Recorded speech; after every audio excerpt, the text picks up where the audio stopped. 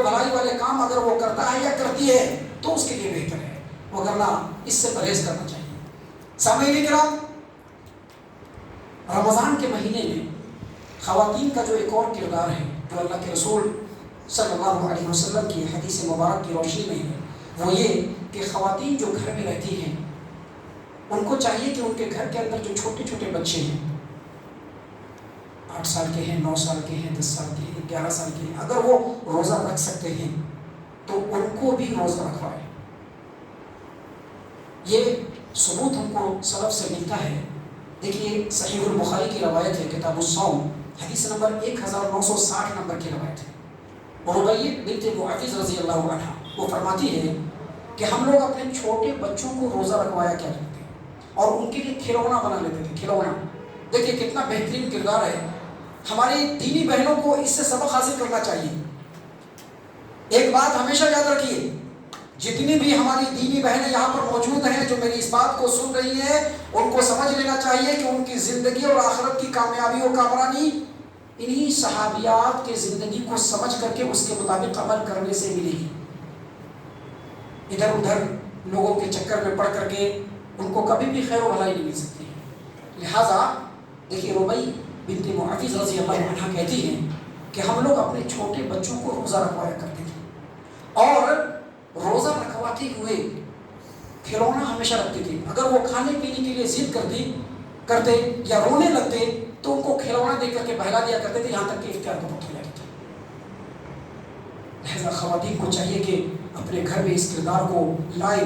وہ بچے جو بھی چھوٹے ہیں، حالانکہ اس سلسلے میں اہل علم نے کہا ہے کہ جو بچہ 10 سال کا ہو اس کو روزہ رکھوایا جائے، کیونکہ نبی کریم صلی اللہ علیہ وسلم نے فرمایا ہے کہ جب بچہ 10 سال کا ہو جائے اور وہ نماز کو ترک کرے تو اس کو مارو۔ لیکن یہاں پر عمومی مسئلہ یہ ہے کہ جو بھی بچہ چاہے وہ 8 برس کا ہو، 9 برس کا ہو، 10 برس کا ہو، 11 برس کا ہو، اگر وہ روزہ رکھ سکتا ہے تو عورتیں اس میں کلیدی کردار ادا کر سکتی ہیں، مین رول ادا کر سکتی ہیں اور اپنے بچوں کو روزوں کا عادی بنا سکتی ہیں۔ محترم سامعین کرام، رمضان کے مہینے میں جو کیا جانے والا عمل ہے، جو بہترین عملوں میں سے ایک عمل ہے، وہ ہے اعتکاف کرنا۔ کیا ہے؟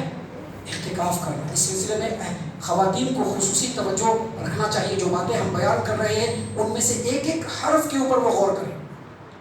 اعتکاف جس طرح سے مردوں کے لیے مسنون ہے، مشروع ہے، ویسے ہی اعتکاف عورتوں کے لیے بھی مسنون ہے، مشروع ہے۔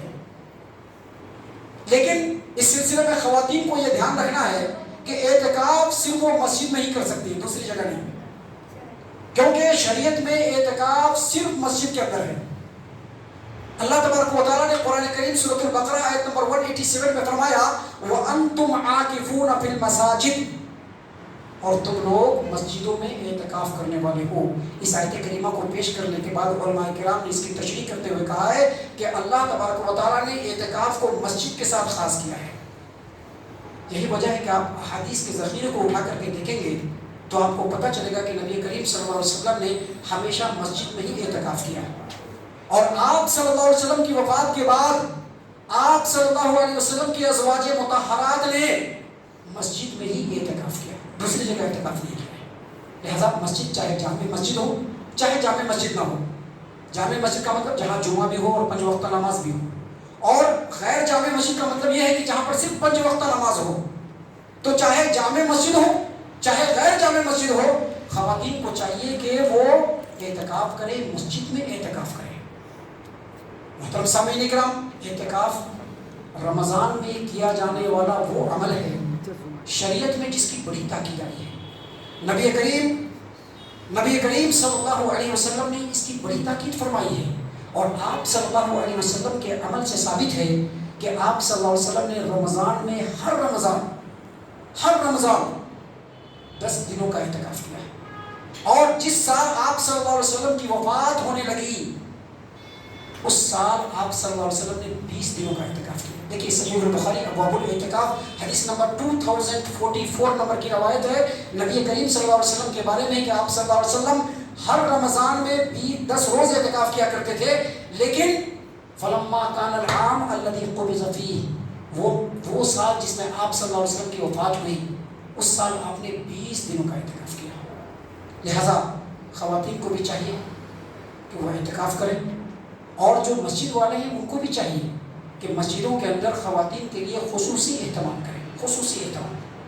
محترم سامعین کرام، اسی طرح سے خواتین کے لیے جو کیا جانے والا عمل ہے، ابھی اور بھی بہت ساری باتیں ہیں جو خواتین کے لیے انتہائی ضروری ہے بتلانا، لیکن چلیے اب ہمارا وقت ختم ہو رہا ہے، لہٰذا مختصراً ہم بتلا دیتے ہیں کہ تراویح کی نماز کا اہتمام کریں۔ تراویح کی نماز خصوصیت کے ساتھ رمضان میں تراویح کی نماز پڑھیں، کیونکہ تراویح کی نماز پڑھنے سے اللہ تبارک و تعالیٰ پچھلے تمام گناہوں کو معاف فرما دیتا ہے۔ لہٰذا جماعت سے تراویح کی نماز مسجدوں میں ہوتی ہے۔ سعودی عرب میں لوگ، عورتیں جو ہے مسجد میں آتی ہیں اور باجماعت نماز پڑھتی ہیں۔ یہاں بھی بہت ساری مسجدیں ہیں، لہٰذا خواتین کو مسجد میں ہی انتظام کرنا چاہیے، اور اگر مسجد میں انتظام نہ ہو تو اپنے گھر میں پڑھ لیجیے، 8 رکعت اور پلس 3 رکعت تراویح کی نماز پڑھ لیجیے۔ اسی طرح سے رمضان میں ایک رات آتی ہے لیلۃ القدر، جس کو شب قدر کہا جاتا ہے۔ شب قدر، ابھی ہم نے خطبے کے بعد آپ کے سامنے پوری سورہ پڑھی تھی، قرآن کریم کی 97 نمبر کی سورہ، سورۃ القدر۔ سورۃ القدر، اس میں اللہ تبارک و تعالیٰ نے بیان فرمایا ہے کہ ہم نے اس قرآن کریم کو شب قدر میں نازل فرمایا، اور اے محمد صلی اللہ علیہ وسلم آپ کو کیا معلوم کہ شب قدر کیا چیز ہے؟ لیلۃ القدر خیر من الف شہر، یہ شب قدر جو ہے یہ 1000 مہینوں سے بہتر ہے۔ کیا مطلب؟ 1000 مہینوں کی عبادت، جس کو گن کر کے، کاؤنٹ کر کے اہل علم نے کہا ہے کہ 83 years 4 months، یعنی 80 پر 3 سال 4 مہینے، 80 پر 3 سال اور 4 مہینے کی عبادت، اور ایک شب قدر کی عبادت۔ لہذا خواتین کو اس پر خصوصی توجہ دینا چاہیے۔ مسجد میں بھی اس کا اہتمام کیا جا سکتا ہے، گھروں میں بھی اس کا اہتمام کیا جا سکتا ہے۔ جگیے، تراویح کی نماز جماعت سے پڑھیے، ذکر و اذکار میں مشغول ہوئیے، قرآن کریم کی تلاوت کیجیے، اللہ تبارک و تعالیٰ سے دعا اور مناجات کیجیے، اور ساتھ ہی ساتھ اپنی زبان کو ذکر سے تر رکھیے، اور پورے شب قدر پہ پڑھتے رہیے اللہم انک عفو تحب العفو فاعف عنی۔ محترم سامعین کرام، وقت کی بڑی قلت ہے، بھی مختصر کچھ باتیں اور ہم آپ کے سامنے بیان کر دیتے ہیں، جس میں سے پہلی بات یہ ہے کہ بیمار عورت جو ہوتی ہے اس کی 2 قسم ہیں، بالکل ویسے ہی جیسے بیمار مردوں کی 2 قسم ہیں۔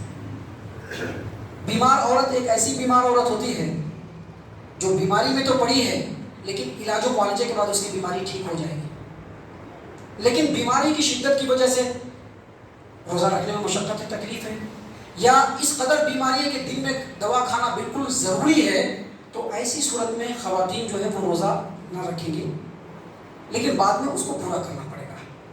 اور ایک ایسی بیمار عورت ہے جو دائمی مریضہ ہے، اس میں مرد بھی ہو سکتے ہیں، دائمی بیمار، ہمیشہ بیمار رہے گا، اس کی بیماری ٹھیک ہونے والی نہیں ہے، لا علاج ہے، یا ایسی بوڑھی عورت جو انتہائی بڑھاپے کی عمر میں پہنچ گئی ہے، اور بڑھاپے کی وجہ سے اس کو روزہ رکھنا مشقت والا معاملہ ہے، روزہ رکھ نہیں سکتے ہیں، وہ اس کو جو ہے برداشت نہیں کر سکتے ہیں، تو ایسے بیمار عورت اور ایسے بوڑھی عورت کے لیے روزہ چھوڑ دینا ہے، اور اس کے بدلے میں ان کو ایک مسکین کو روزانہ کھانا کھلانا ہے، اور ایک مسکین کو کتنا کھانا کھلانا ہے؟ نصف سا۔ کتنا؟ نصف سا، جس کا اسٹینڈرڈ وزن جو ہوتا ہے وہ 1.25 کلو۔ ہر دن ایک مسکین کو چاول دے دیں، گیہوں دے دیں، یا کھانے کی کوئی چیز دے دیجیے۔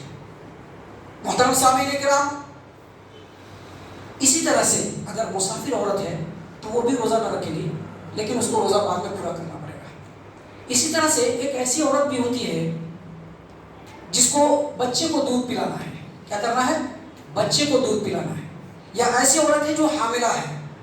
اب جس عورت کو بچے کو دودھ پلانا ہے، یا عورت حاملہ ہے اور بچے کو دودھ پلانے کی وجہ سے یا حمل کی وجہ سے اس عورت کو اپنی جان کا خطرہ ہے کہ اس کو بہت زیادہ تکلیف ہوگی یا بہت زیادہ بیمار پڑ سکتی ہے، یا جو بچہ دودھ پینے والا ہے یا جو بچہ شکم مادر میں ہے اس کو تکلیف اور پریشانی ہو سکتی ہے روزہ رکھنے کی وجہ سے، تو اس سلسلے میں صحیح مسئلہ یہ ہے کہ دودھ پلانے والی عورت بھی اور حاملہ عورت بھی روزہ چھوڑے گی، لیکن بعد میں اس کو قضا دینا پڑے گا۔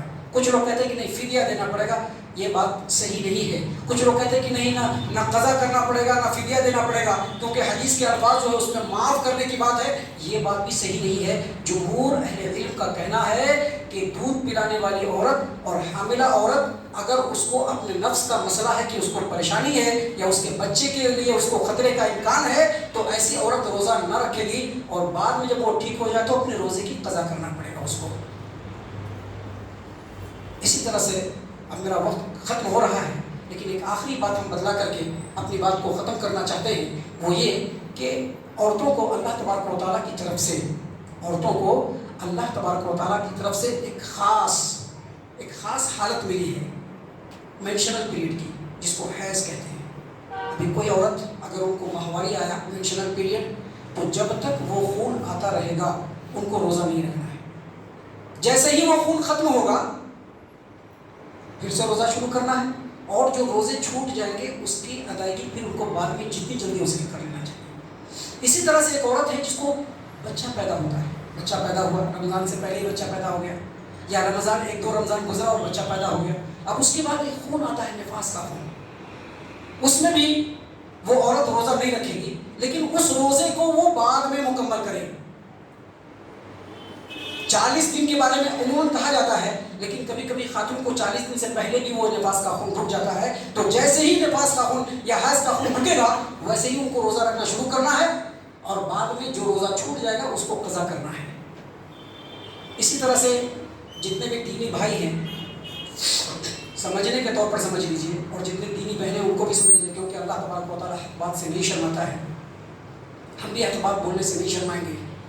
روزے کی حالت میں چاہے ہماری دینی بہنیں ہوں یا ہمارے بھائی لوگ ہوں, روزے کی حالت میں بیوی اپنے شوہر سے ہم بستری نہ کرے اور شوہر اپنی بیوی سے ہم بستری نہ کرے کیونکہ اللہ تبارک و تعالیٰ نے روزے کی حالت میں اس کو حرام قرار دیا ہے. اور اگر کوئی عورت یا کوئی مرد روزے کی حالت میں ہم بستری کر لے تو اس کو کفارہ دینا پڑے گا. کیا دینا پڑے گا؟ کفارہ دینا پڑے گا. شریعت کے حساب سے ایک غلام کو آزاد کرنا ہے یا نہیں تو 60 مسکینوں کو کھانا کھلانا ہے یا نہیں تو پے در پے 2 مہینے کا روزہ رکھنا ہے. کتنا روزہ؟ 2 مہینے کا روزہ رکھنا پے در پے کنٹینیوٹی کے ساتھ. یہ بات یاد رکھیے. لہٰذا اس مسئلے کو یاد رکھ لیجئے, سمجھ لیجئے کہ روزے کی حالت میں جن چیزوں سے بچنا ہے اس میں سے ایک یہ بھی چیز ہے. اور بھی بہت ساری باتیں انشاءاللہ اللہ تعالیٰ نے پھر موقع دیا تو پھر آپ کے سامنے باتوں کو ہم پیش کریں گے. ہم اللہ سے دعا کرتے ہیں کہ اللہ تعالیٰ ہم تمام کو ان باتوں کے اوپر غور و فکر اور تدبر کرنے کے ساتھ ساتھ ان باتوں کے اوپر عمل کرنے کی بھی توفیق عطا فرمائے.